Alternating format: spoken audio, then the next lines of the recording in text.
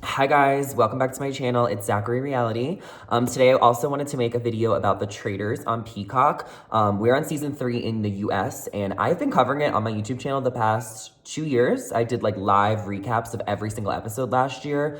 And I believe the year before, I also did a lot of interviews in the past with previous contestants on the show. I got to interview the whole cast in person last year for season 2 and I also interviewed Trishelle when she won. But I also interviewed some people from season 1 like Ari. Anyway, the point is I don't want to leave you guys hanging and not give you a proper Traitors recap, or at least just some initial thoughts of season 3, which just aired. So give this video a big thumbs up, hit subscribe, and let's talk Traitors because there is a new episode tonight.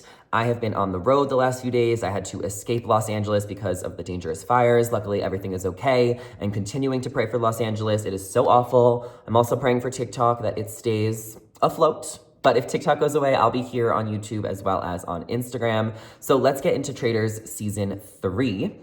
It's so good already. Season 2 was so good. I do have high hopes for season 3. I think it will get better as the season goes along because you get more invested every single week. And there's some great characters on the show. Immediately, I love Gabby. She's so funny. She has an alliance with Chrishell and Nikki Bella, the Bambis. They're just like the pretty girls who all kind of think alike. I'm definitely rooting for the Bambis. I'm like not the biggest Chrishell fan, just because like on Selling Sunset, I don't know, she's just so performative and so dramatic. And like, I really do think she knew what she was doing when she was trying to like stick it to Tom Sandoval. Like we all know he's a liar and a cheater. And I kind of like that she brought that up. I mean, how close are her and Ariana? Have we ever even seen them hang out? Everyone's friends with Ariana. I loved Tom's clapback. But I don't know, I'm gonna try and like Chrishell this season.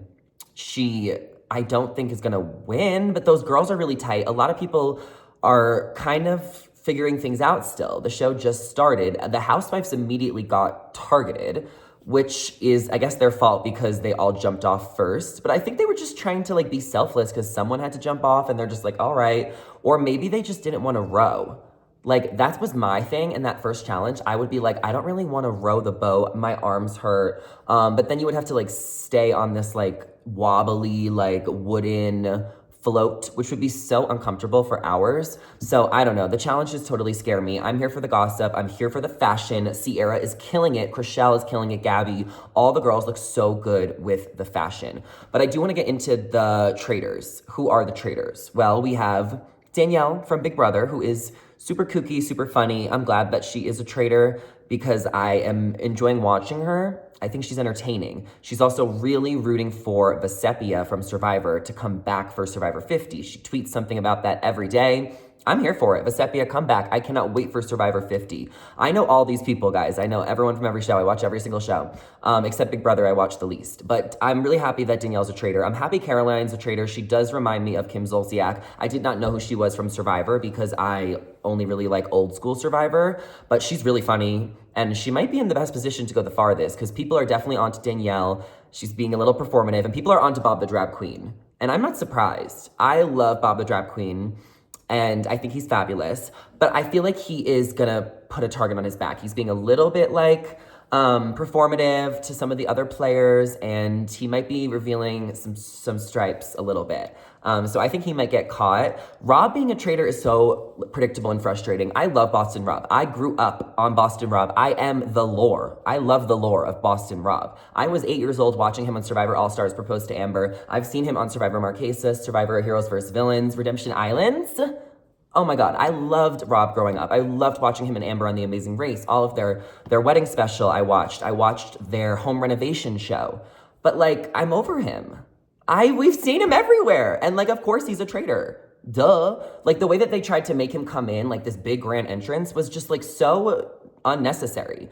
Like he hasn't been on Traitors before. It would have been different. It was like if it was like Kate Chastain, someone who's been there twice, right? Like she would make sense to have a grand entrance because she's a traitor alumni. Rob has never been on Traitors, so them giving him special treatment was just so unnecessary and giving him more praise than like he needs. Like just put him in the regular players, and then like he should have been a faithful. I would have liked to see Tony be a traitor. I feel like Tony would have been so good at it, you know? And now Tony's out, which I'm not surprised by, but because Tony is just such a dominant player. He's won Survivor twice, so he is so strategic. And Rob, of course, manipulated Tony going home, I'm sure, because Rob knows that Tony is his biggest target and that Tony would have found out that Rob was a traitor because Tony is so smart and so is Jeremy. So I wouldn't be surprised if Rob found a way to get Jeremy out early as well. I think Rob wants to get rid of everyone from Survivor because they know his game, where some of these other people might not really know how smart he is. And if these players are smart, they'll realize that Boston Rob is a traitor. The way he's coming into the game twice, the cages was so weird. Derek from Big Brother, I don't want to see Wes. No offense. I liked watching Wes on House of Villains, but like when you just see someone on another show, like House of Villains, you don't want to see them on Traitors, like so back to back. That's just me. Like with Larsa, I feel like it worked because they were far and in between. But like when something just finishes airing and then you see another person on another show, for me, it's just like my mind can't register that yet. So I'm not really happy that Wes entered the game. Just saying. I love the round table whenever it's the Traitors. I just think that's like the funnest part.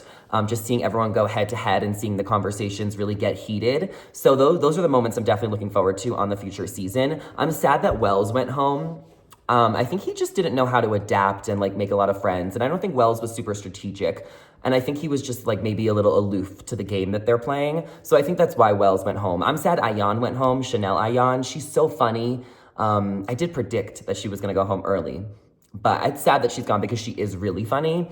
Robin, who's still in the game, Robin and Dolores are the last two housewives standing. Robin was so boring on Potomac.